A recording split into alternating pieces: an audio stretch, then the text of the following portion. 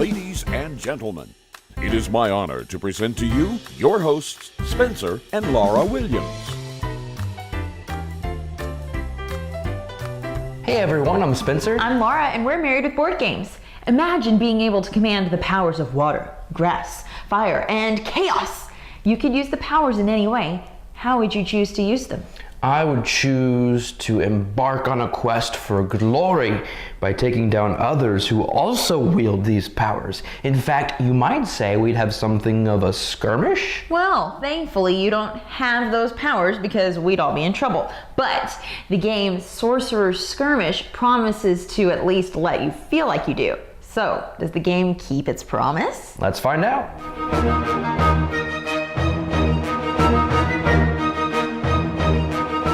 Sorcerer's Skirmish is a card game for 2 to 4 players from Wildflower Games. In Sorcerer's Skirmish, players will declare a target and cast spells, each categorized as Earth, Water, Fire, or Chaos. It's essentially a spin on rock, paper, scissors. Earth beats water, water beats fire, and fire beats earth, with the chaos spell beating anything. Now each spell also contains an effect, such as attack, heal, or draw. If you win your battle, you get to do the listed effect on your card.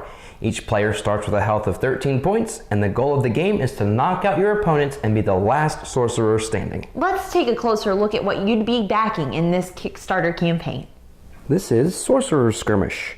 Of course, this is a prototype, it's not the finished game, but this will give you a general idea of what the game will be. First, your rule book with all the rules in it. Then we have our health trackers. They're all the same, just different colors, and your dials. So like at the beginning of the game, you start with 13 health, so you start it that way, and then as you take damage, you go down. When you get the game, you're going to be dividing your cards into 4 equal decks. Each deck will have 27 cards, and each deck will have the same amount of every type of card in there. So to give you an idea of what that all looks like, here's an example of a water-powered card with a heal factor of 2. This is another water-powered card with a heal factor of 2. This is a grass card with a draw 3. There's an attack that's a fire card, but you get the idea. There is a suit, if you will, and then an effect, attack, heal, draw, etc. There are also, our game came with these play money quarters, but that's going to represent when you select your target at the beginning of each round. So the actual game will have tokens that say left or right, but basically the point of them is to select your target if you're going to attack the person to the left or to the right of you. But that's it. That's what comes with Sorcerer's Skirmish. We usually like to start with our first impressions of the game just by looking at it. In this case, we'll do the artwork. We don't really, unfortunately, have anything good to say about this artwork. Right. That's not to say that we don't think that someone didn't put time into it, just compared to some of the other games on Kickstarter right now and available for purchase. We just don't feel like it lives up to that standard. Right, yes. Exactly. There are expectations out there nowadays of what kind of artwork you're going to be getting in a game, and this just, it does not live up to that. And I think the graphic design is good, but the actual artwork of the sorcerers performing the spells, no. Right. So there's that, and of course the rest, and they did say that was pretty much the final artwork for the game. Of course the other components might change based on the final version of the game, so we won't really comment on those. There is going to be a token that you can choose your left or right instead of, in our copy, a quarter. So just know that. So let's talk about the gameplay. Okay.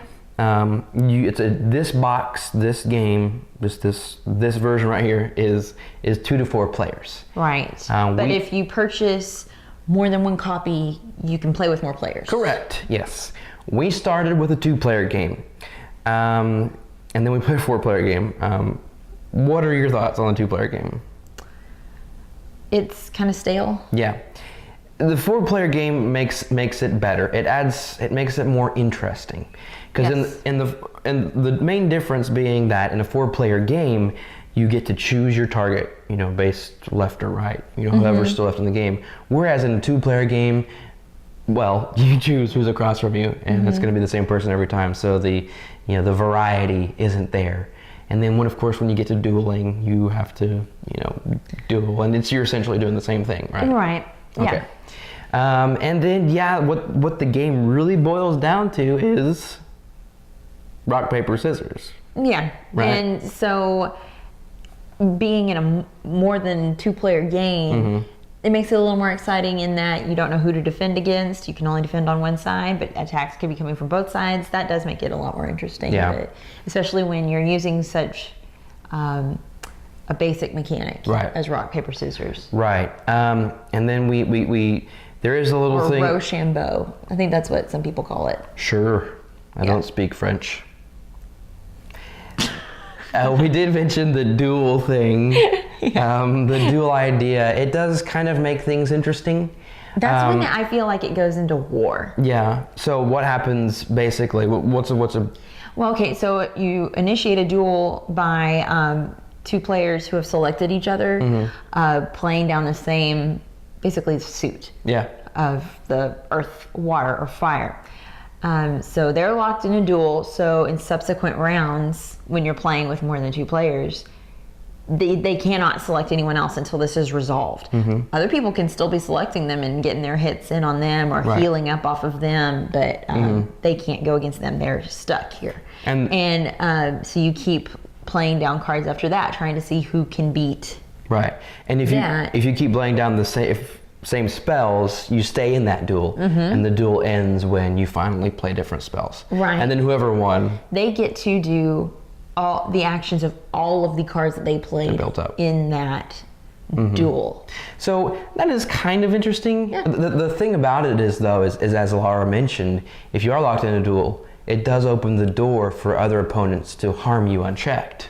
The game is easy enough to learn. The box says 5 minutes to learn.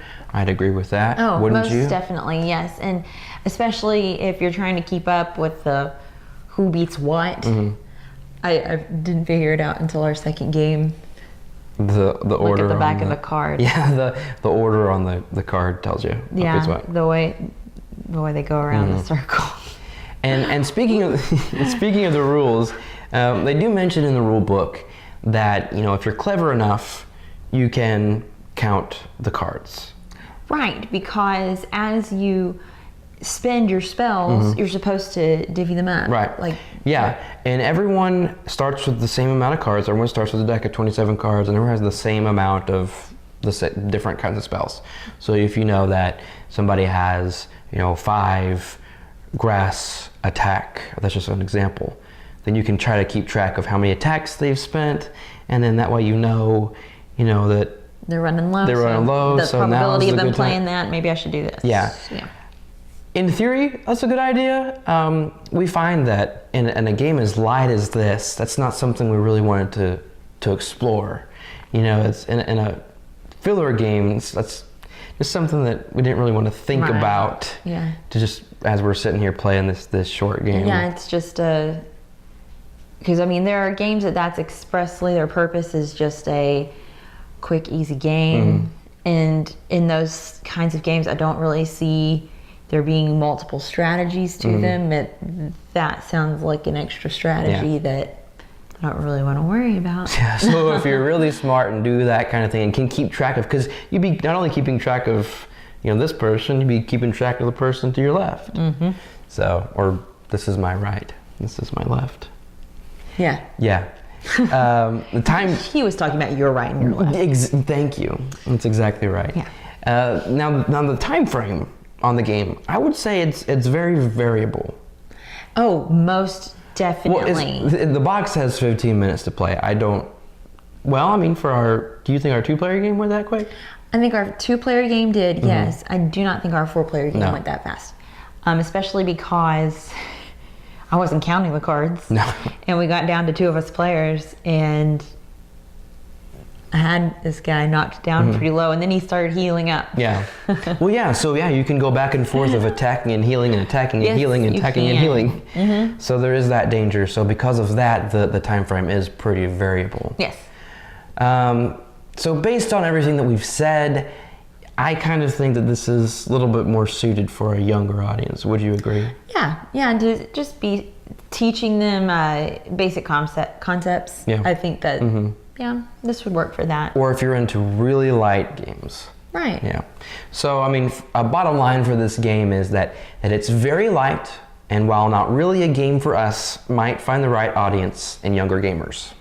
Sorcerer's Skirmish, which is essentially a multiplayer rock, paper, scissors with a few twists, doesn't offer enough for us to get excited about. When looked at as a package, the art quality, the uninteresting two-player game, and lack of meaningful choices leave us with a game that we would not put into our collection. However, if the art doesn't bother you and very light games are your thing, you might consider this one, especially if you're thinking about this one for a younger audience. It just seems to be a better fit there. We're going to box this one up for now. Keep up with us on our YouTube channel where we will be featuring other Kickstarter games, and be sure to follow us on Instagram at MarriedWithBG. Thanks so much for watching.